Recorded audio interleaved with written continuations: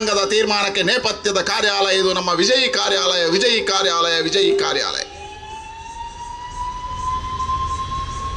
ಇವತ್ತು ಚುನಾವಣೆಯ ಪೂರ್ವ ತಯಾರಿಗಳು ಪ್ರಾರಂಭ ಆಗಿದ್ದಾವೆ. ಚುನಾವಣೆಗಳು ಬಂದಾಗ ಟೀಕೆಗಳು, ಟಿಪ್ಪಣಿಗಳು, ಉತ್ತರಗಳು, ಪ್ರತ್ಯುತ್ತರಗಳು ಸಹಜವಾಗಿರ್ತಕ್ಕಂಥದ್ದು. ಗೊತ್ತಿರಲಿ, ಇವತ್ತಿನ ಸ್ಥಿತಿಯಲ್ಲಿ ಭಾರತೀಯ ಜನತಾ ಪಾರ್ಟಿ ತಾವರೆ ಹೆಸರಿನಲ್ಲಿ ಮತದಾನದ ಕಾರ್ಯದಲ್ಲಿ ದಕ್ಷಿಣ ಕನ್ನಡ ಜಿಲ್ಲೆಯಲ್ಲಿ ಮೊದಲ ಸ್ಥಾನದಲ್ಲಿದ್ದೇವೆ ನಾವು. ನಮ್ಮ ಚುನಾವಣೆಯ ಕಾರ್ಯಗಳು ಪ್ರಾರಂಭ ಆಗಿದ್ದಾವೆ. ಈ ಜಿಲ್ಲೆಗೆ 3 ಬಾರಿ ನರೇಂದ್ರ ಮೋದಿ ಅವರು ಬಂದಿದ್ದಾರೆ. ಚುನಾವಣೆಯ ಕಾರ್ಯಗಳು ಪ್ರಾರಂಭ ಆಗಿದೆ. ಅಮಿತ್ ಶಾ ಪ್ರಾರಂಭ ಆಗಿದೆ. ಇಡೀ ರಾಜ್ಯದಲ್ಲಿ ಮೊದಲ ಬಾರಿಗೆ ರಾಷ್ಟ್ರೀಯ ಅಧ್ಯಕ್ಷರ ಪ್ರವಾಸ ನಮ್ಮ ಸುಳ್ಯದ ಸುಬ್ರಹ್ಮಣ್ಯದಿಂದ ಪ್ರಾರಂಭ ಆಗಿ ಇವತ್ತು ಉತ್ತರ ಕರ್ನಾಟಕದವರೆಗೆ ಪ್ರವೇಶ ಆಗ್ತಾ ಇದೆ. ಹಾಗಾಗಿ ನಮ್ಮ ಕಾರ್ಯ ಪ್ರಾರಂಭ ಆಗಿದೆ. ಪರಿವರ್ತನೆ ಯಾತ್ರೆ, ಜನಸುರಕ್ಷಾ ಯಾತ್ರೆಯ ಮುಖಾಂತರವಾಗಿ ನಾವು ಸಾರ್ವಜನಿಕವಾಗಿ ಜನರ ಸಂಪರ್ಕವನ್ನು ಮಾಡುವಂಥ ಕಾಯಕಗಳನ್ನು ಮಾಡಿದ್ದೇವೆ. ಉತ್ತರ ಪ್ರದೇಶದ ಮುಖ್ಯಮಂತ್ರಿ ಯೋಗಿ ಅವರು ಬರುವುದರ ಮುಖಾಂತರ ಇಡೀ ಜಿಲ್ಲೆಗೆ ಒಂದು ವಾತಾವರಣ ನಿರ್ಮಾಣ ಆಗಿದೆ. ಪೇಜ್ ಪ್ರಮುಖರಿಂದ ಹಿಡಿದು ಮತಗಟ್ಟೆಯ ಕಾರ್ಯದವರೆಗೆ ಮನೆಗಳ ಸಂಪರ್ಕ ಕಾಂಗ್ರೆಸ್ಸು ಮಾಡಲಿಲ್ಲ. ದಕ್ಷಿಣ ಕನ್ನಡ ಜಿಲ್ಲೆಯ 8 ವಿಧಾನಸಭಾ ಕ್ಷೇತ್ರಗಳು ಮನೆಗಳ ಮತದಾರರ ಸಂಪರ್ಕ ಮಾಡತಕ್ಕಂಥ ಒಂದು ಹಂತದ ಕಾರ್ಯ ಮುಗಿದಿದೆ. ಇವತ್ತು ಮನೆಯ ಮತದಾರರು ಭಾರತೀಯ ಜನತಾ ಪಾರ್ಟಿಗೆ ಆಶೀರ್ವಾದ ಮಾಡುವುದಕ್ಕೆ ಕಾದು ಕೂತಿದ್ದಾರೆ. ಇವತ್ತು ಅಲೆ ಹೇಗಿದೆ? ನನಗೆ ವಿಶ್ವಾಸ ಇದೆ. ನಾನು ಕಾರ್ಣಿಕರು ಭಂಡಾರಿಯವರು ಒಂದು ವಾರ್ಡ್ಗಳಲ್ಲಿ ಮನೆಗಳ ಸಂಪರ್ಕ ಮಾಡಲಿಕ್ಕೆ ಹೋದೆವು. ನನಗೆ ಆಶ್ಚರ್ಯ ಆಯಿತು. ಮನೆಯೊಂದು ಮಂಗಳೂರು ನಗರದಲ್ಲಿ ವೇದವ್ಯಾಸ ಕಾಮತ್ರ ಜೊತೆಯಲ್ಲಿ ನಾನು ಸಂಪರ್ಕ ಹೋಗಿದ್ದೆ. ಒಂದು ತಾಯಿ ಓಡೋಡಿ ಬಂದರು ನನ್ನ ಬಳಿಗೆ. ಬಂದು ನನ್ನನ್ನು ವೇದವ್ಯಾಸರನ್ನ ಮನೆಯ ಒಳಗೆ ಕರ್ಕೊಂಡು ಹೋದರು. ದೇವರ ಕೋಣೆಯ ಮುಂದೆ ಒಂದು ಭಾವಚಿತ್ರವನ್ನು ತೋರಿಸಿದರು. ಏನು ಗೊತ್ತಾ? ಅಲ್ಲಿ 2 ಫೋಟೋವನ್ನು ಇಟ್ಟಿದ್ದಾರೆ. ಒಂದು ಭಗವದ್ಗೀತೆ, ಇನ್ನೊಂದು ನರೇಂದ್ರ ಮೋದಿಯವರ ಜೀವನ ಚರಿತ್ರೆ. ಅವ್ರು ಹೇಳಿದರು, ನಾನು ದಿವಸ ನರೇಂದ್ರ ಮೋದಿಯವರಿಗೆ ಹೂ ಇಟ್ಟು ದೇವರಲ್ಲಿ ಪ್ರಾರ್ಥನೆ ಮಾಡ್ತಾನೆ, ಭಾರತ ಕಾಂಗ್ರೆಸ್ ಮುಕ್ತ ಭಾರತ ಆಗಲಿ, ಕಾಂಗ್ರೆಸ್ ಮುಕ್ತ ಭಾರತ ಆಗಲಿ, ಕಾಂಗ್ರೆಸ್ ಮುಕ್ತ ಭಾರತ ಆಗಲಿ ಅಂತ ಆ ತಾಯಿ ಹೇಳಿದರು. ಈ ಬಾರಿ ಭಾರತೀಯ ಜನತಾ ಪಾರ್ಟಿಯನ್ನು ಗೆಲ್ಲಿಸಿ, ಭಾರತೀಯ ಜನತಾ ಪಾರ್ಟಿಯನ್ನು ಗೆಲ್ಲಿಸಿ.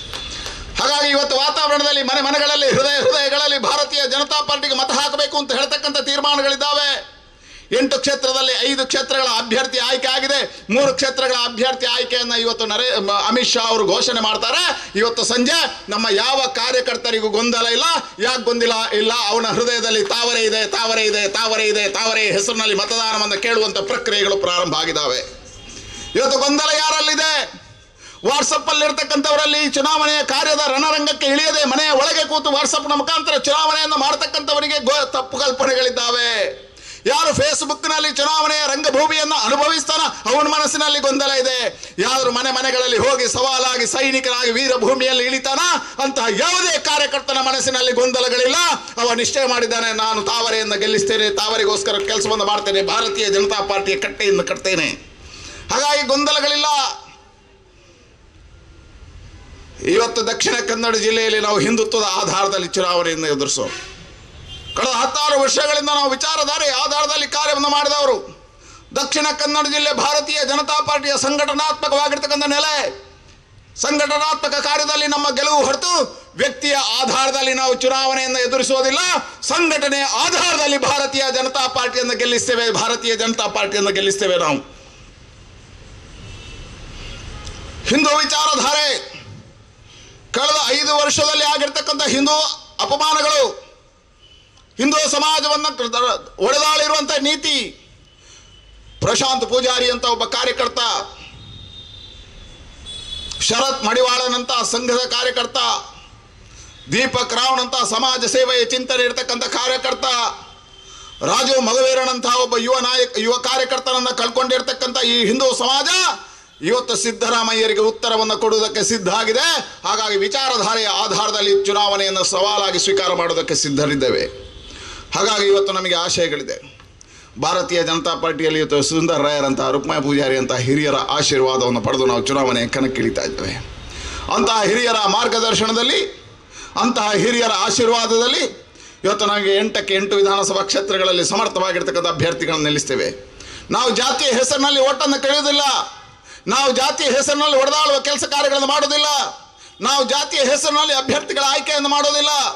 ನಾವು ಈ ಚುನಾವಣೆಯಲ್ಲಿ ಸಂಘಟನೆಯ ಆಧಾರದಲ್ಲಿ, ಕಾರ್ಯಕರ್ತನ ನೆಲೆಯಲ್ಲಿ ಸಂಘಟನಾತ್ಮಕವಾಗಿರ್ತಕ್ಕಂಥ ವಿಚಾರಧಾರೆಯ ಆಧಾರದಲ್ಲಿ ಮತವನ್ನು ಕೇಳ್ತೇವೆ. ಈ ಅಭಿವೃದ್ಧಿ ಕಾರ್ಯ ನರೇಂದ್ರ ಮೋದಿ ಅವರು ಮಾಡಿರ್ತಕ್ಕಂಥ 4.5 ವರ್ಷಗಳ ಸಾಧನೆಯ ಮುಖಾಂತರ ಮತವನ್ನು ಕೇಳ್ತೇವೆ. ಕಾಂಗ್ರೆಸ್ಸಿನ ಆಡಳಿತದ ವೈಫಲ್ಯವನ್ನು ಜನರ ಮುಂದಿಟ್ಟು ಓಟನ್ನು ಕೇಳ್ತೀವಿ. ಅದರ ಪರಿಣಾಮವಾಗಿ ಇವತ್ತು ಮತದಾರ ಆಶಯದಲ್ಲಿದ್ದಾನೆ. ನರೇಂದ್ರ ಮೋದಿಯಂತಹ ಸಮರ್ಥರಾಗಿರ್ತಕ್ಕಂಥ ನಾಯಕರ ಮಾರ್ಗದರ್ಶನದಲ್ಲಿ ಕರ್ನಾಟಕ ಬೆಳಿಬೇಕು. ಕರ್ನಾಟಕ ಮತ್ತೊಮ್ಮೆ ಅಭಿವೃದ್ಧಿಶೀಲವಾಗಿರ್ತಕ್ಕಂಥ ರಾಜ್ಯ ಆಗಬೇಕು. ಕರ್ನಾಟಕ ಮತ್ತೊಂದು ಸಾರಿ ಭಾರತದಲ್ಲಿ ಎದ್ದು ನಿಲ್ಲಬೇಕು. ಕಾಂಗ್ರೆಸ್ ಮುಕ್ತ ಕರ್ನಾಟಕ ಆಗಬೇಕು ಅನ್ನತಕ್ಕಂಥ ಮತದಾರನ ಆಶಯಕ್ಕೆ ಸರಿಯಾಗಿ ನಮ್ಮ ಕಾರ್ಯಕರ್ತರು ಕೆಲಸವನ್ನು ಮಾಡ್ತಾರೆ. ಆ ಕೆಲಸ ಕಾರ್ಯಗಳಿಗೆ ಪ್ರೇರಣೆ ಕೊಡ್ತಕ್ಕಂಥ ಪುಣ್ಯ ಭೂಮಿ ಇದು. ಈ ಕಾರ್ಯಾಲಯದ ಉದ್ಘಾಟನೆ ಆಗಿದೆ. ಹಾಗಾಗಿ ದೀಪ ಬೆಳಗ್ಗೆ ಇವತ್ತು ಹಿರಿಯರು ದೀಪ ಬೆಳಗ್ಗೆ ಆ ಕಾರ್ಯಾಲಯದ ಉದ್ಘಾಟನೆಯನ್ನು ಮಾಡಿದ್ದಾರೆ. ಹರಿಕೃಷ್ಣ ಬಂಟ್ವಾಳ ಅಂತಹ ನೇತಾರರು ಇವತ್ತು ಭಾರತೀಯ ಜನತಾ ಪಾರ್ಟಿಗೆ ಕಾಂಗ್ರೆಸ್ಸಿಂದ ಬಂದಿದ್ದಾರೆ. ಕಾದು ನೋಡಿ, ಕಾದು ನೋಡಿ. ಈ ಚುನಾವಣೆಗೆ ಕಾಂಗ್ರೆಸ್ಸಿನ ಅಭ್ಯರ್ಥಿಗಳು ನಾಮಿನೇಷನ್ ಮುಗಿಲಿ. ಕಾಂಗ್ರೆಸ್ಸಿನ ಘಟಾನುಘಟಿಗಳು ಭಾರತೀಯ ಜನತಾ ಪಾರ್ಟಿಯ ಬಾಗಿಲನ್ನು ತಟ್ಟಿ ಒಳಗೆ ಪ್ರವೇಶ ಮಾಡ್ತಾರೆ. ಈ ಚುನಾವಣೆ ಮುಗಿದ ಮೇಲೆ ಕಾಂಗ್ರೆಸ್ಸಿನಲ್ಲಿ ರಮಣಾತ್ರೈ ಒಬ್ಬರೇ ಉಳಿತಾರೆ. ಹಾಗಾಗಿ ದಕ್ಷಿಣ ಕನ್ನಡ ಜಿಲ್ಲೆಯಲ್ಲಿ ಪರಿವರ್ತನೆಯ ಗಾಳಿ ಬೀಸದೆ. ಹರಿಕೃಷ್ಣ ಬಂಟ್ವಾಳ ಕಾಂಗ್ರೆಸ್ ಕಾರ್ಯಾಲಯದಿಂದ ಹೊರಗೆ ಬಂದಿದ್ದಾರೆ. ನನಗೆನ್ನಿಸ್ತದೆ ಈ ಚುನಾವಣೆ ಮುಗಿದಾಗ ಕಾಂಗ್ರೆಸ್ಸಿನ ಕಾರ್ಯಾಲಯ ಖಾಲಿ ಆಗುತ್ತೆ. BJPಯ ಈ ಕಾರ್ಯಾಲಯ ತುಂಬಿ ತುಳುಕುತ್ತೆ. ಹಾಗಾಗಿ ಇವತ್ತು ಅಲ್ಲೋಲ ಕಲ್ಲೋಲಗಳಾಗುತ್ತೆ. ಹಾಗಾಗಿ ವಿಶ್ವಾಸ ಇದೆ, ಕಾಂಗ್ರೆಸ್ಸಿನಲ್ಲಿ ಗೊಂದಲ ಆಗುತ್ತೆ ಹೊರತು BJPಯಲ್ಲಿ ಗೊಂದಲ ಆಗುವುದಿಲ್ಲ. ಭಾರತೀಯ ಜನತಾ ಪಾರ್ಟಿಯಲ್ಲಿ ಒಂದೇ ಮನಸ್ಸಿನಿಂದ ಒಟ್ಟಾಗಿ ಹೋಗಿ ಚುನಾವಣೆಯಿಂದ ಎದುರಿಸ್ತಕ್ಕಂಥ ಶಕ್ತಿ, ಪ್ರೇರಣೆ ಈ ಕಾರ್ಯಾಲಯದಿಂದ ಬರ್ತದೆ. ಹಾಗಾಗಿ ಅಂತಹ ಕಾರ್ಯಾಲಯ ಇವತ್ತು ಕಾರ್ಯದ ಪ್ರಾರಂಭ ಆಗಿದೆ. ಮುಂದಿನ ದಿನಗಳು ಇವತ್ತು ನಾವು ಬಹಳ ಸಾಂಕೇತಿಕವಾಗಿ ಈ ಕಾರ್ಯಾಲಯದ ಉದ್ಘಾಟನೆಯನ್ನು ಮಾಡಿದ್ದೇವೆ. ಚುನಾವಣೆಯ ನಾಮಪತ್ರಗಳು ನಾಳೆಯಿಂದ ಭಾರತೀಯ ಜನತಾ ಪಾರ್ಟಿಯಲ್ಲಿ ಪ್ರಾರಂಭ ಆಗ್ತದೆ. ಕಾರ್ಯಾಲಯವನ್ನು ದೊಡ್ಡದಾಗಿರ್ತಕ್ಕಂಥ ಸಭೆ ಮಾಡಬಾರ್ದು. ಹಿರಿಯರು ಒಂದಾಗಿ